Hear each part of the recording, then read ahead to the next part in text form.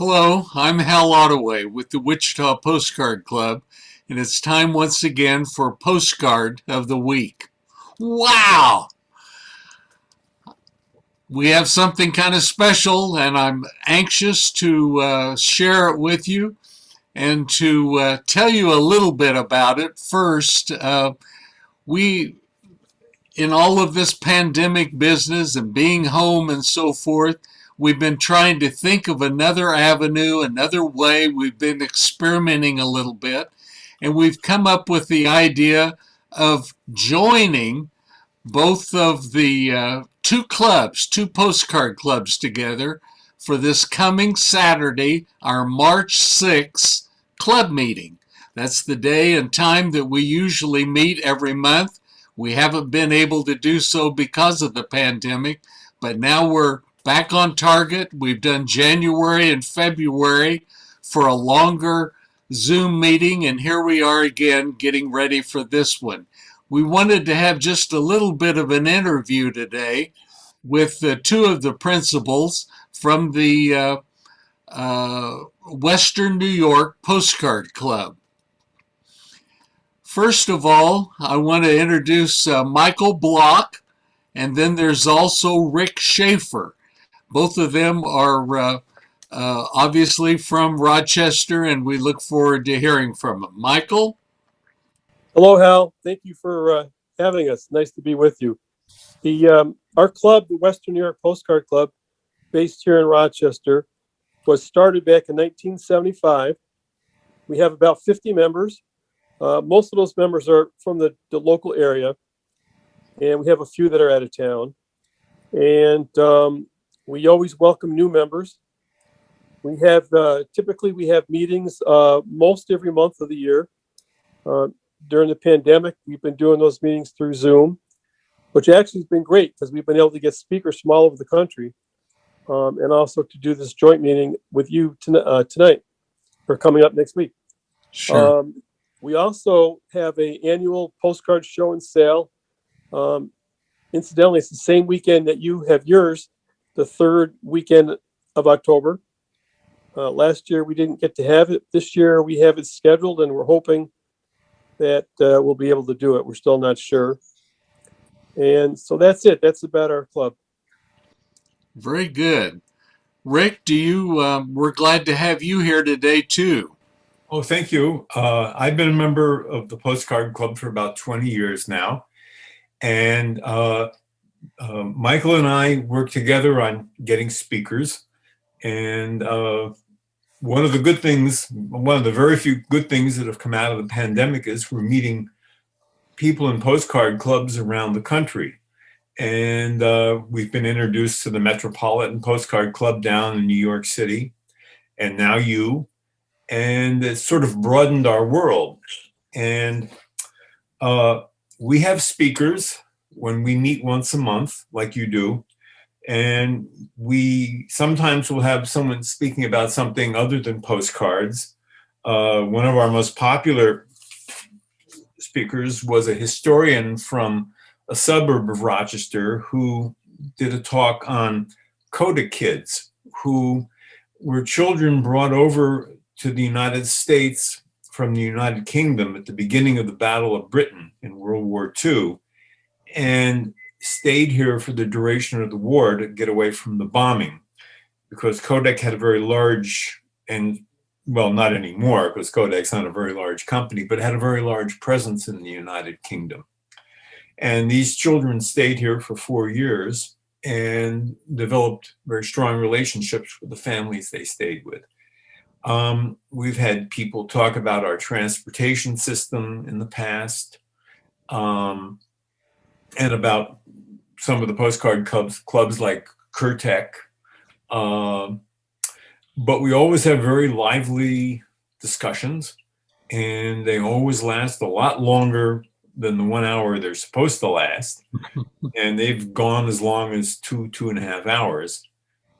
We're as Michael was saying, we're a really diverse group of people, and everyone's interested in things. I mean, we've discovered, that's the other thing we've discovered with meeting all of you, in these different clubs, you're a bunch of interesting people, and you have interests, and you read, and you want to know about things. And you don't see that quite as much in our society anymore. So it's been a real enjoyment, and hopefully it won't stop after the pandemic comes to an end, and we can all keep in touch with each other.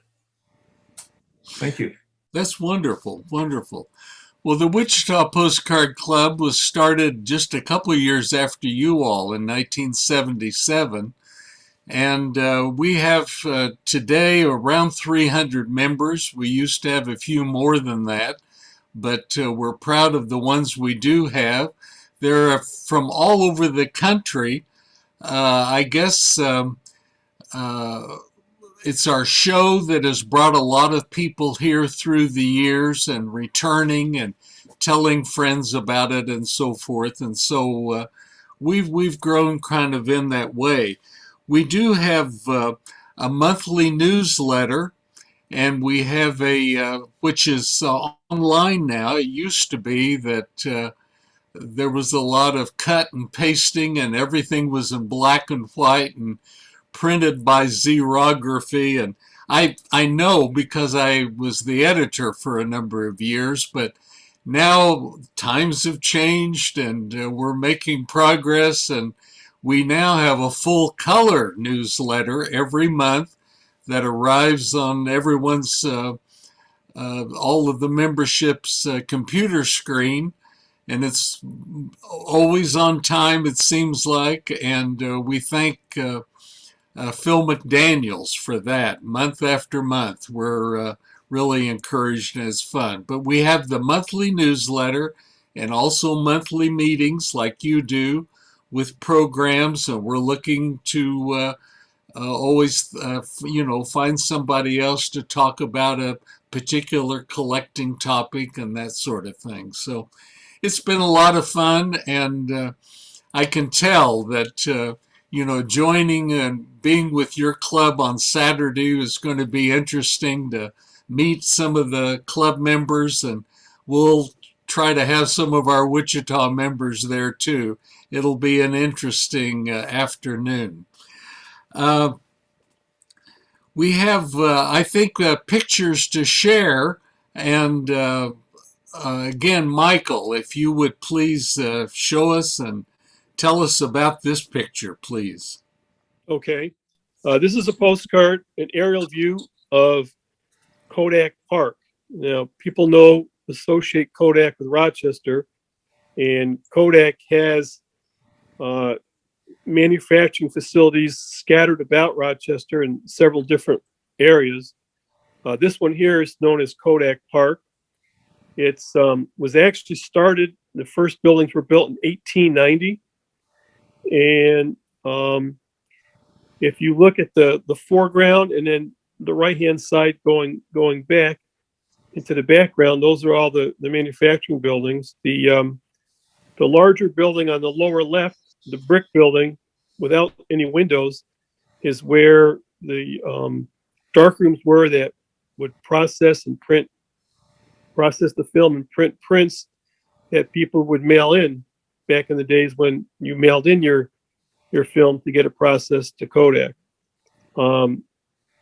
The Kodak Park area is 1,300 acres, and at one time consisted of 154 separate buildings.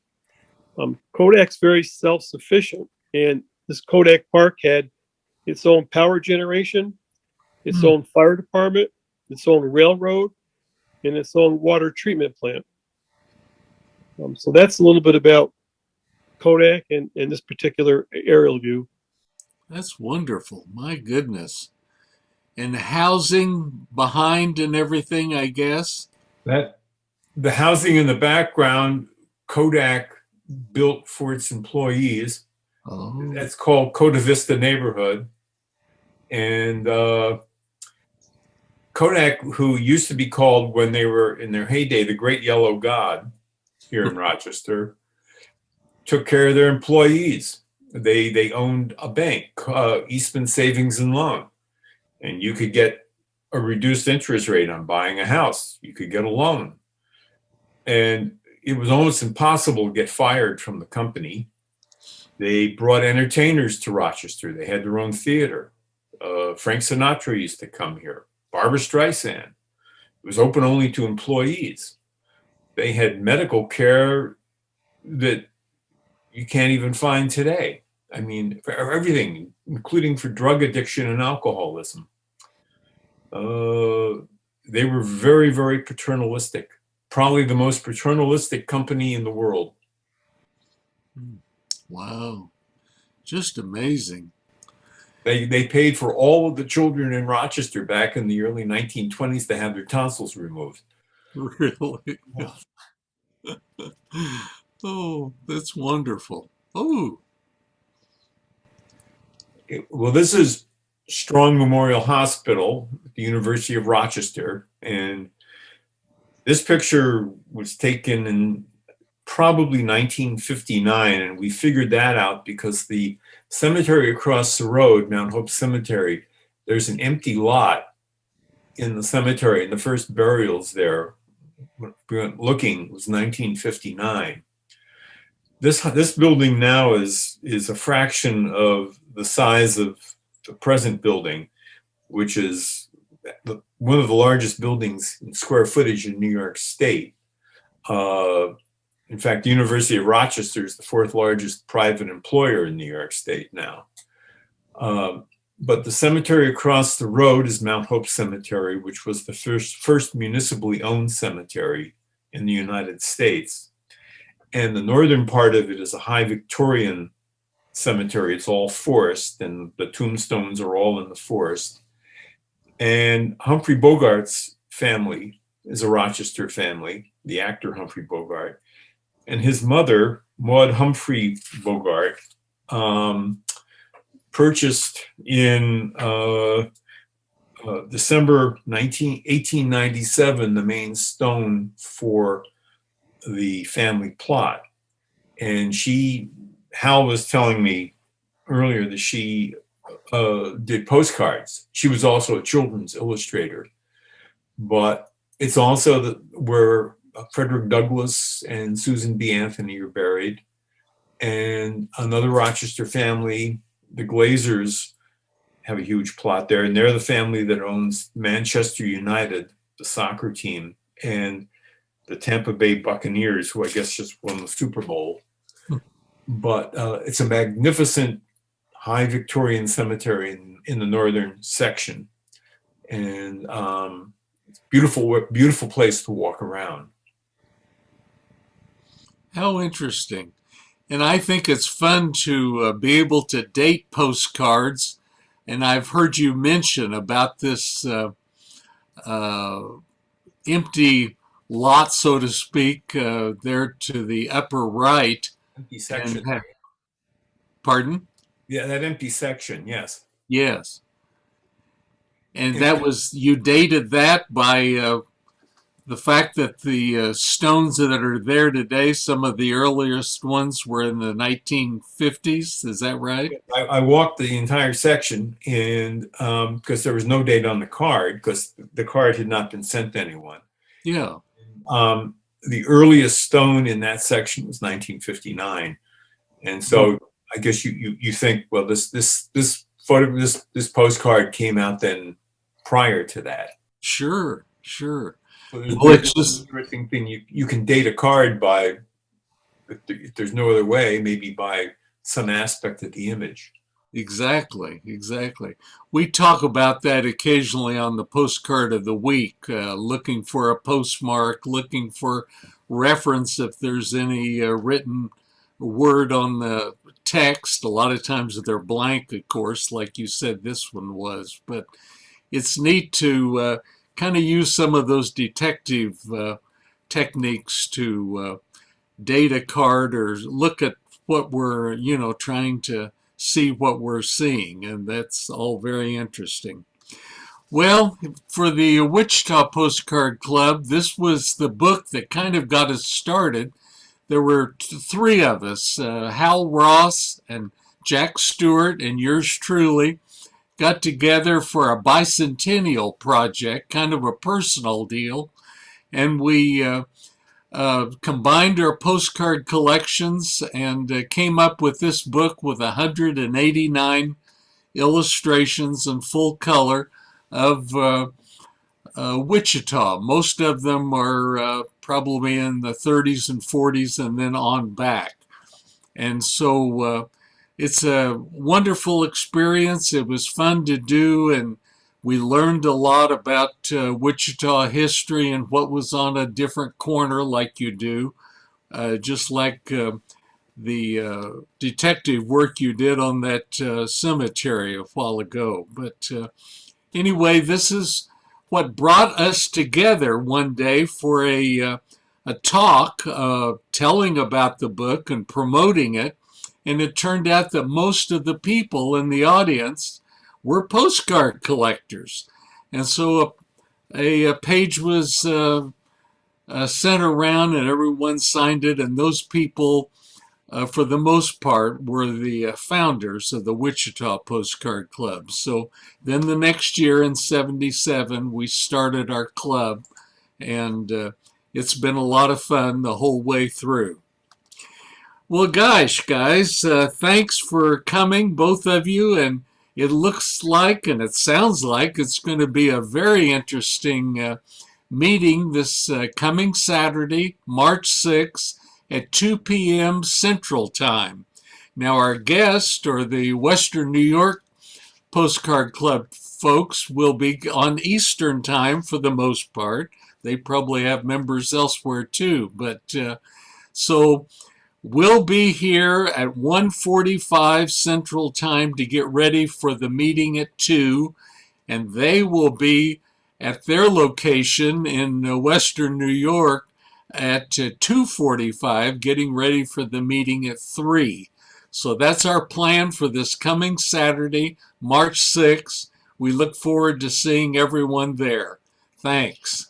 Bye-bye.